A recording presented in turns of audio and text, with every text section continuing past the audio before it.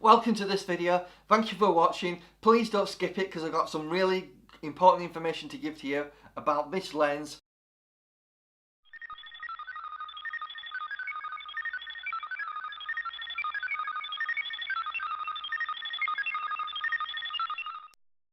And hopefully it'll be helpful, but I'll give you a bit of background information.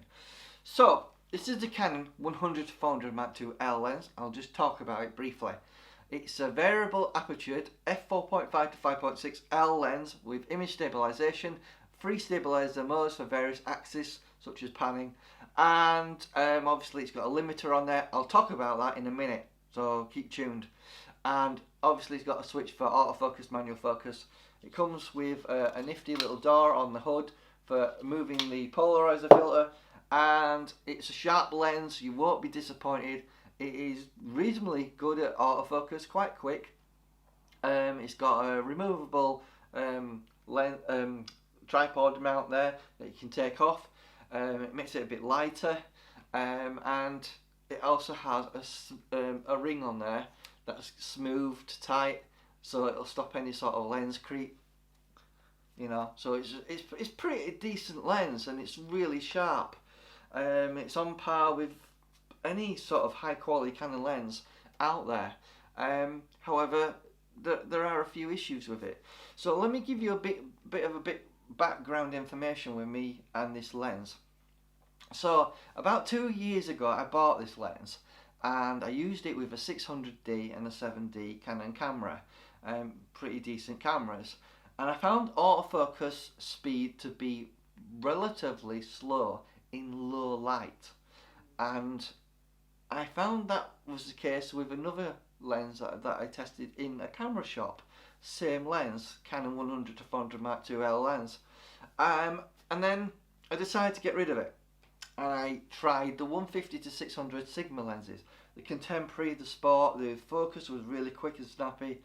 I didn't rate the image stabilisation or the optical stabiliser, as Sigma call it, to be great, but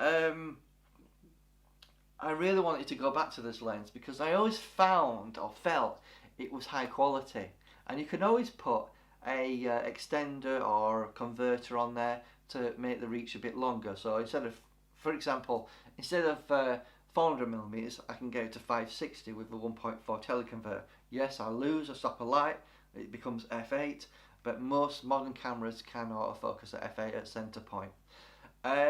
However, after a few more testing with it, I wanted to give it another try. So I bought the 80D Canon camera, which is a really good camera, and it can autofocus at f8. So I decided to buy this and try it out, see it again, see if it was something to do with older cameras and possibly older technology with regarding to the autofocus motor, because there is a known issue that some newer lenses require more power in regards to their autofocus, and only the newer cameras can deliver that more power. That is true of the 1DX Mark II and Mark I. Because you'll always find autofocus in the 1D's bodies quicker because they've got a much bigger battery in them, and they can deliver more power to the autofocus. And this has been confirmed by other YouTube commentators on photography. I have clarified it and conferred with them on that matter. Another person I will quote is Dustin Abbey. I did speak to him about it, and he did say, yeah, it's true. If you have a more modern camera, it does deliver a bit more power to the autofocus.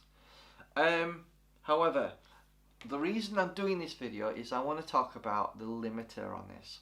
Now, I've already said image quality is stellar, no issue there. And autofocus is pretty quick, no major problem there. The problem is the limiter on here, and that's the issue. If you're someone who specialises in wildlife or sports photography, where you need quick autofocus, literally instant autofocus, and you're photographing things that are really fast, such as, I don't know, Formula 1 cars, footballers at full pelt kicking the ball into the net, or wildlife such as hummingbirds, you know, or bird of prey that are diving really quick into, you know, to their prey, you're going to need autofocus that's literally excellent. Just good enough isn't going to cut it, and this is the problem with this lens. The limiter is 3 meters to infinity. Now, if we talk that in relative terms, that is quite a large amount of distance for the autofocus to move the elements. Now, in the Sigma lenses that I tested, and you're more than free to look at my previous videos on them, you can actually customize the limiter from, say, 10 meters to infinity, 15 meters to infinity, 20 meters to infinity. And that basically is a small distance for the autofocus system to move the elements. And that's why, literally, autofocus is quick, instant. With this, it's a bit more complicated. Because obviously its minimum focus is also 98 centimeters. Now, if we compare that to the Sigma Contemporary, which was 2.8 meters, the Sport was 2.6 meters, and I believe the Tamron is 2.7 meters. So obviously, they're geared more towards bringing things from far off close to you. However, this lens is more or less designed as an all-round lens use, and you can do some decent macro with it as well. But if you're really after something that gives you instant autofocus, long this distance away things such as birds, you know, sports cars, I don't know, someone running down the street, you're going to be disappointed with this Canon lens. Now, yeah, sure, I'm going to be slated for telling you this, but it's the truth. I want to give you the facts, and it's really useful to know this information, because there are alternatives to this Canon L lens. Now you can go for fixed focal length lenses, such as the 400 f5.6 prime, the 300mm f4 lens, which is a really good lens. I used to own that. But it's more a good idea if you're wanting instant autofocus to go for the Canon primes, such as the 400DO, the 200 to 400 with the built-in teleconverter in there. Also the 500 prime, 600 prime, you know, starting at f4. It lets a lot of light in. But obviously, more importantly, you're talking about distant subjects, bringing it close to you. So what you're going to talk about is the limiter on those lenses are going to be geared between 10 meters and infinity, which means your distance for the autofocus system to actually obtain focus is really small, versus a Canon lens like this where it's quite large. So to be honest with you, while it's a 100 to 400 Mark II lens, L lens, and it gives you 400 millimeters, so yeah, sure, you can stick a 1.4 extender on there, and it gives you 560 millimeters, which is quite long. But you've still got that issue with that focus, with the limiter being 3 meters to infinity, which is a huge distance when in relative terms. And if you've only got you know, milliseconds to capture that image, say you're using the 7D Mark II, the 1DX, you know, you can do 10 to 14 frames per second, and you're capturing loads of imagery. You've only got probably a second to try and capture that image, and if the focus is going ooh, and don't quite get it, don't quite nail it, good enough ain't gonna cut it. You need excellent, outstanding focus to nail that image and get the image that you want. Freeze that football action, freeze that hummingbird travelling at God knows what speed they're travelling at. You know, you need autofocus that is absolutely super fast.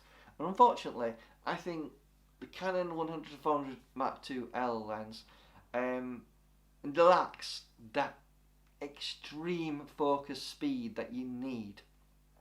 Don't get me wrong, I think the focus will be good enough for more circumstances, such as birds that are gliding in the sky. Not an issue there. But if you've got, say, a bird of prey, a kestrel, diving at say, I don't know, 70 miles an hour through the sky onto its prey, this lens ain't going to capture it. It's going to miss focus, and you're going to go killing yourself thinking, oh, I could have got a fantastic image, but you can quite do it. Why not? And that's the reason why I do not, and I have always said this since I tested one copy of this lens out 2 years ago, and then I rebought it again. Don't get me wrong, I love the lens. The image quality is stellar. It's a fantastic lens for doing anything really, but when it comes to fast action, it can't cut it. I'm sorry. And that's the facts. My recommendations is to consider the Sigma 150-600 lenses, the Tamron 150-600. Consider the Canon primes by all means if you've got the funds. If you're on a budget, I would recommend the 400. Doesn't have image stabilisation, but stick it on a tripod, or you can always put an extender on if you need to, if you've got a camera that can autofocus at f8. Also, another lens to consider is the 300 f4. You can always put a 1.4 teleconverter on there, giving you about 480mm. It's still pretty good. But yeah, I think the Sigma and Tamron offerings are a good bargain for the price. You know, feel free to check my previous reviews that I've done on those lenses. Certainly it'll be helpful to watch them. And I did do some testing, you see. See, I put this lens up against the Sigma Contemporary and Sport 150-600 lenses, and I felt that the Sigma lenses just nailed focus probably twice as quick as this in low light situations. And considering those lenses are 6.3 aperture lenses, it's impressive for those not so expensive lenses. You know, to buy this in the UK, it's £1,800. To buy the Contemporary, I think it's about 850 quid, something like that. And the Sport is around £1,200. So there is a big saving to get those lenses. And also the Tamron offering, I think the Tamron's going around for £1,000 these days. The G2 version, that is. You can pick up the G1 lens, which is still a good lens, probably for around, I don't know, £700-800. It's up to you what you decide to go for, but I just wanted to give you the facts that I don't feel the autofocus speed of this lens is super fast. It's good, do not get me wrong, but it's not super fast. And if the difference between you getting that image between good and super fast is like having, I don't know, a Porsche versus a Ferrari, and you need the Ferrari to do your job, unfortunately, I recommend you consider an alternative lens to this. I hope you found this video a bit informative. I just wanted to talk about focus limiters, how important they are. You know, with the Sigma lenses, you can get the custom dock and customize your limiter. So you could have 15 meters to infinity or 20 meters to infinity, and then your distance is really small, and it helps you nail focus when you need to nail it. Hopefully you found this video informative. I hope I didn't ramble on too much, and keep tuned for future videos, and I'll see you later in the next one. Ciao. Bye.